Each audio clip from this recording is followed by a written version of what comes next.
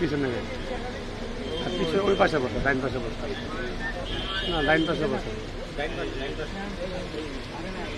এইটা এইটা এইটা।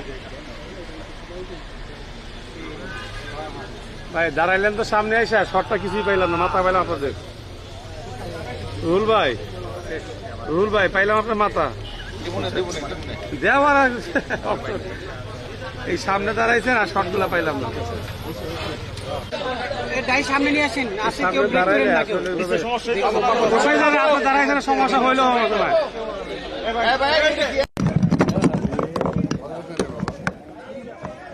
এখানে রাখেন, এটা অসুবিধা নাই। বড় করে বড় করে আবার না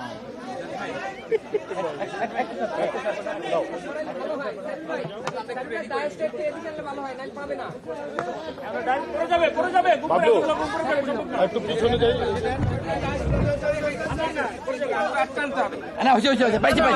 হয়েছে আনছি তো সরেন না, আপনারা একটু পিছনে যান। হ্যাঁ, আপনারা একটু পিছনে যান। ওকে ওকে ওকে তোমরা একটু পিছাও।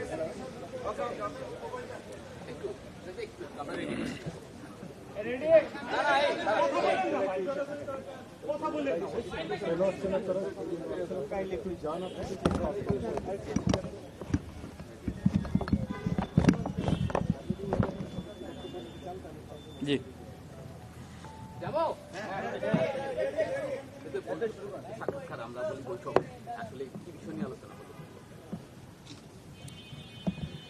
আসসালামু আলাইকুম। আপনারা জানেন যে আজকে সন্ধ্যা 7টায় পাকিস্তানের উপপ্রধানমন্ত্রী এবং পররাষ্ট্রমন্ত্রী জনাব ইসাক দার এবং ওনার সাথে একটা প্রতিনিধি দল, পাকিস্তান স্থানীয় যে নতুন অ্যাম্বাসেডার এসেছেন ওনারা সহ 6 সদস্যের একটি প্রতিনিধি দল, বাংলাদেশ জাতীয়তাবাদী দলের চেয়ারম্যান, সাবেক 3 বারের প্রধানমন্ত্রী দেশনেত্রী বেগম খালেদা জিয়ার যেহেতু অসুস্থ বাসায় আছেন, ওনারা শারীরিক অবস্থার খোঁজখবর নেওয়ার জন্য, কুশল বিনিময় করার জন্য ওনারা এসেছিলেন।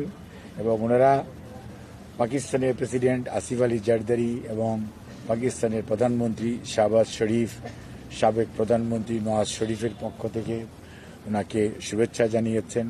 ওনার নিজের পক্ষ থেকেও জানিয়েছেন, পাকিস্তানের জনগণের পক্ষ থেকে। সর্বোপরি মানে বাংলাদেশের সাথে পাকিস্তানের যে সম্পর্ক সেটি উল্লেখ করেছেন। বাট ওনার শারীরিক অবস্থা খোঁজ নেওয়ার জন্য, উনি যেহেতু দীর্ঘদিন যাবৎ অসুস্থ, সেজন্যে ওনার এসেছিলেন। ওনার চিকিৎসক হিসাবে আমরা যেটা দেখেছি সেটা হচ্ছে যে ওনার সাথে ওনার শারীরিক অবস্থা নিয়ে কথা বলেছেন। দেশের রাজনীতি নিয়ে তেমন কোনো কথা হয়নি, কেমন আছেন বা কেমন চলছে এই সমস্ত কথাই। বাট শারীরিক অবস্থা নিয়েই ওনারা কুশল বিনিময় করেছেন এবং একজন আরেকজনের খোঁজ নিয়েছেন এবং এক একজন সুস্থ থাকার জন্য উনিও দোয়া চেয়েছেন, ওনারাও দোয়া করছেন এবং করবেন এবং ওনার সুস্থতা কামনা করেন, এটাই বলেছেন।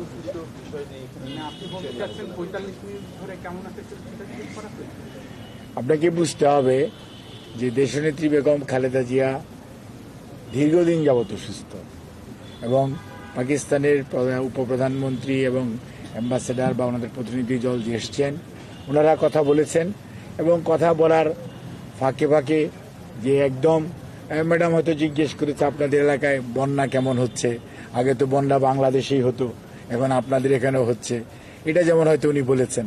এরকম কিছু কিছু কমন বিষয়ে কথা বলেছেন।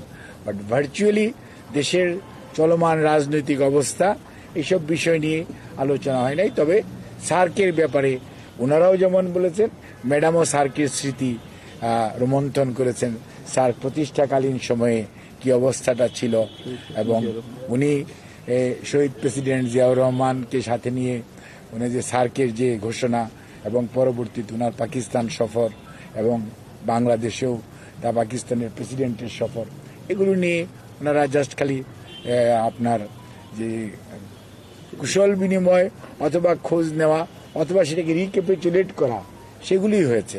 বাট কোনো অবস্থা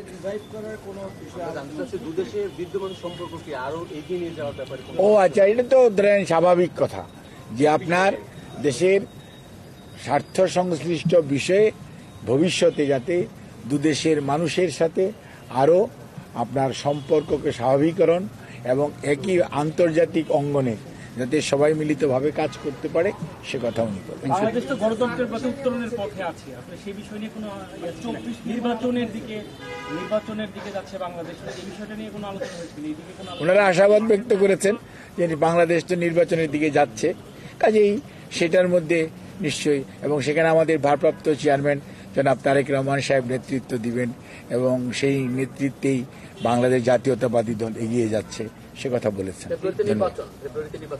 এগুলি নিয়ে আর এখন কথা বলার তো নেই ম্যাডামের সাথে।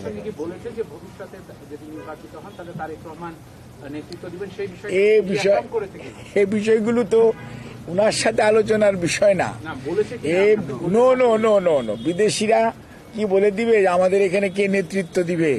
এদেশের মানুষ সিদ্ধান্ত নিবে এদেশে আগামী দিনে কে নেতৃত্ব দিবে। ধন্যবাদ।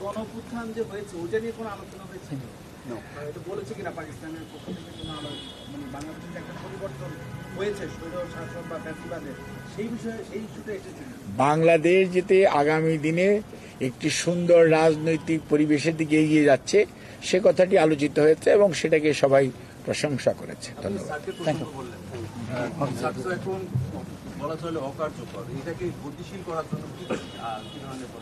সেটি যখন সুযোগ সময় আসবে তখন ইনশাল্লাহ দেখতে পাবেন স্যারকে গতিশীল করার জন্য বাংলাদেশ জাতীয়তাবাদী দল তার যথাযথ ভূমিকা পালন করবে ইনশাআল্লাহ।